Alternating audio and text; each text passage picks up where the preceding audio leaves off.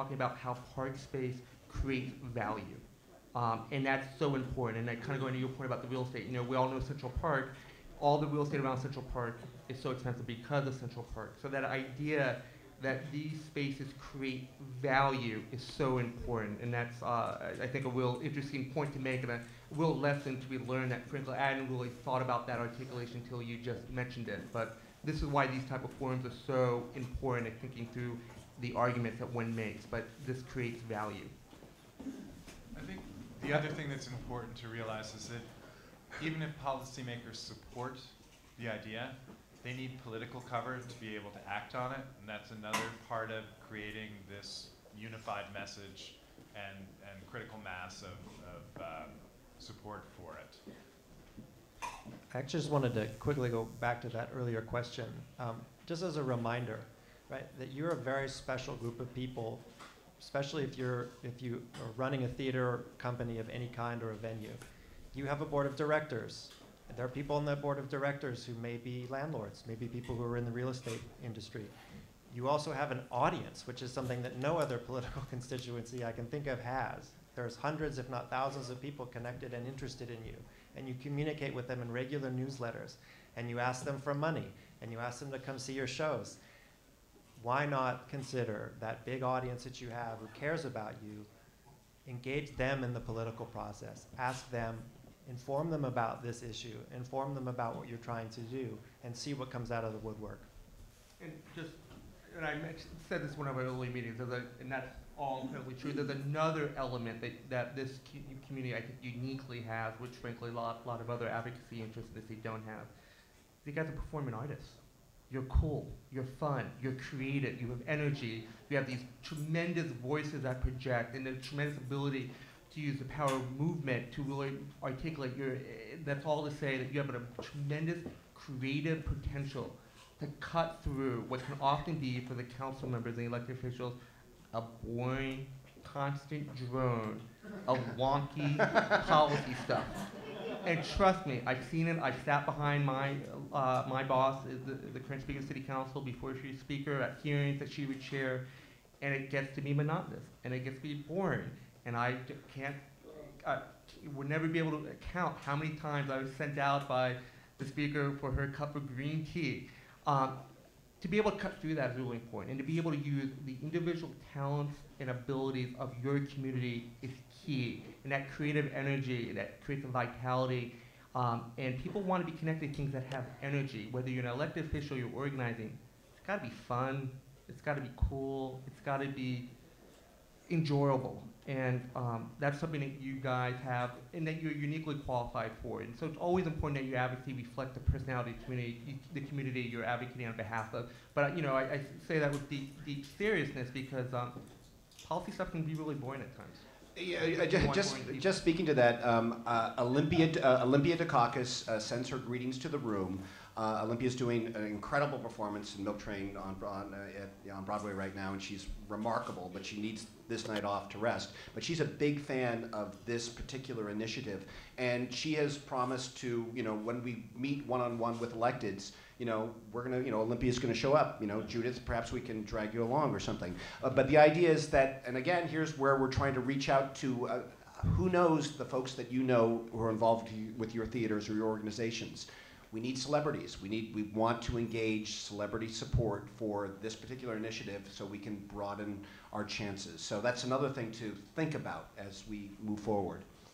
Speaking of celebrity support, Brad Burgess. Hi. It's definitely, I'll bring Judith wherever Olympia goes. They're the best gal pals. I actually think Olympia was going to be the keynote speaker at the first one, and then Judith filled in last minute at the last one. Right.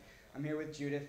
I just want to give our shout out to La Mama in honor of Ellen Stewart. I'm sure she would approve of this meeting wholeheartedly and deserves mention at such a well-respected collective of individuals in a room here together. I just wanted to say a couple of things.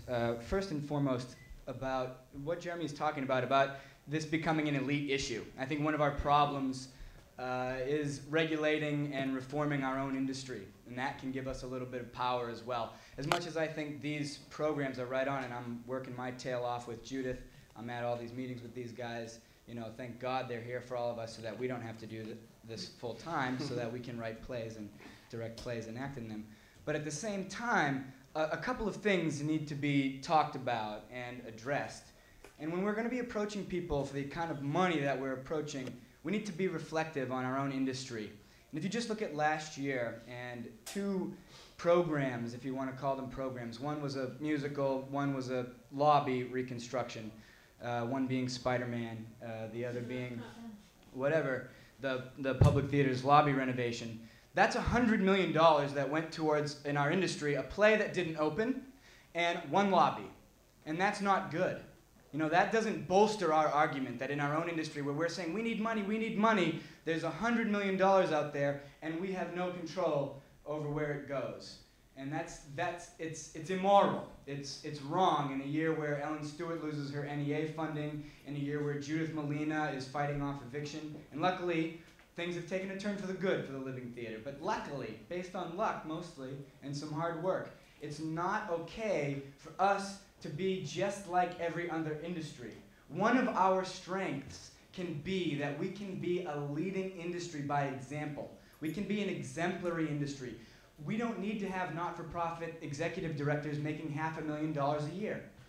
That doesn't have to be happening. And we can't seriously ask for the kind of money that we're asking for when it goes to salaries for a handful of executive directors that run some of the major theaters that are supposed to be not-for-profit. I personally want to know how much of a $500,000 a year individual salary people don't consider individual profit. I don't make any salary, so I'm non-for-profit as far as I can tell. And so is Judith. She doesn't make any salary. We did a play that ran for 3 months for $65, let alone $65 million. And we can be an example so that other industries that we constantly criticize with our art, and that's really what we're doing, is we're trying to do political art that changes the world and saves the world from the mess it's in. Even Obama, as he was awarding McCartney the Gershwin Prize, talked about art as what will get us through all of this. It will educate us. It will enlighten us. It will help us love each other and have fun and be cool and have parties. You know, and that's very important. But we need to reform our own industry in ways that are just glaringly obvious. We can't have $100 million go towards this. $100 million is enough to run 400 theaters annually the size of the Living Theater. 400, so the disparity is out of control, and it doesn't need to go on, and we need to press our peers who call themselves not-for-profit whatevers to not make personal profit. And that way, when in our plays, we say, oh, well, the CEOs of major hospitals that make $9 million should take pay cuts. When we say the bankers should take pay cuts, we can say, look at our own executive directors. The reason we succeeded in lobbying for money is because they all took pay cuts, because they realized that we needed money and we were an industry in trouble, and the way to resolve it is to first start from within. And we can do that. We can be a major contributor in this groundbreaking moment of rebuilding the entire economic system. We can be a shining example, and no matter what we do, we need to make sure that we do it in a way that teaches all of the other industries the lessons that they need to learn so that the world can become the better place that our art is trying to make it.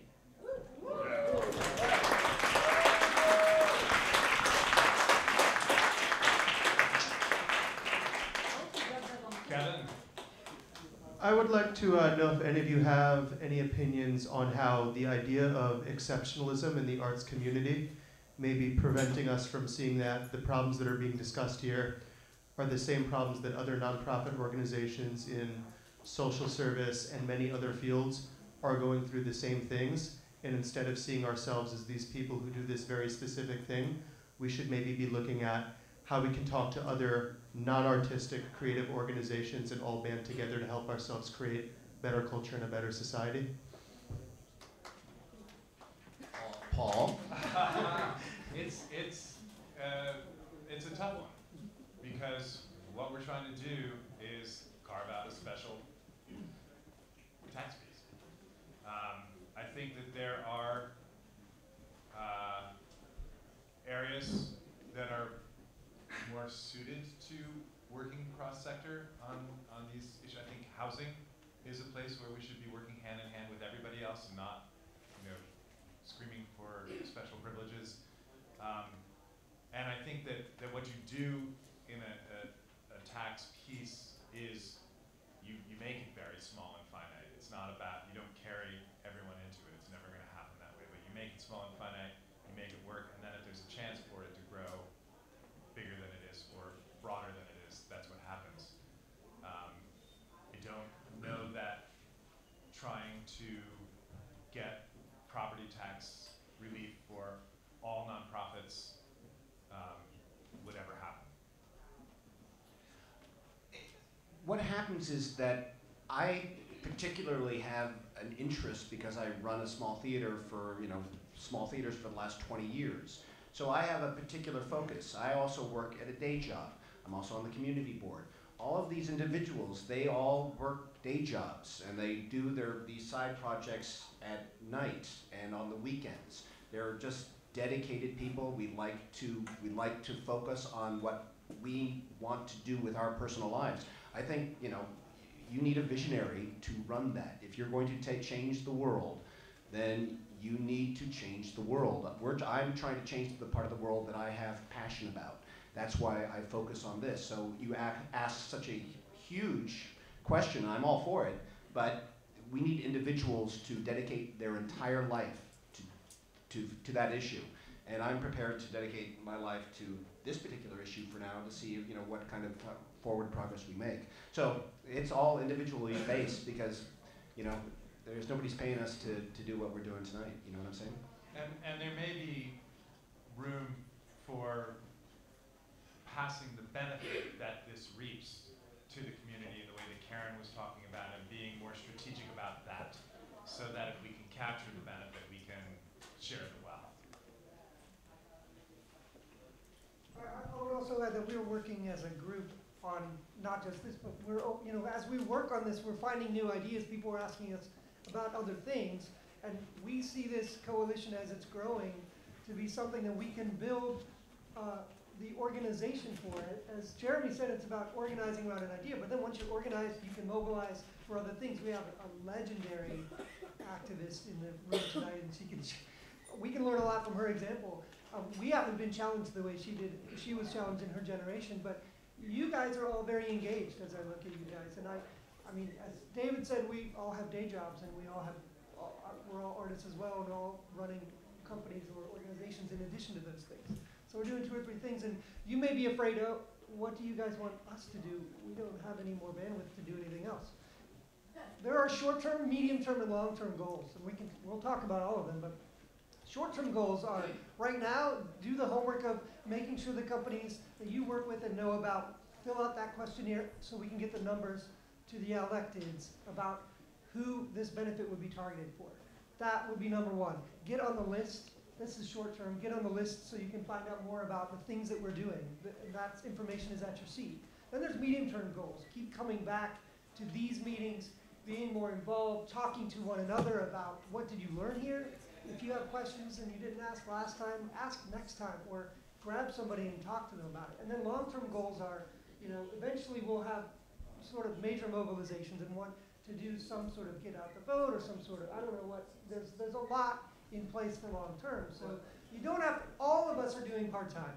So we're all in the indie theater community, the indie arts community, and so nobody expects anybody to just stop all of their life and don't make any more art and just create this. It's about finding a little slice of focus and putting it toward these kind of efforts. So as a coalition, we're trying to bring to a very sharp focus, one thing at a time that we know we can get this community behind, and then we need to ask you to get yourself and the people you know and talk to behind it as well. And that's the next meeting that's going to happen is at Galapagos on Monday, May 9th at 6:30ish, I guess. But we're going to be discussing more nuts and bolts about how do we actually move forward. Write that date down, be there, show up. Okay, so I'm going to do a little housekeeping. We're going to hear from Local 802 very soon. But I just wanted to correct something. We are actually going to talk a little bit about Con Ed Electric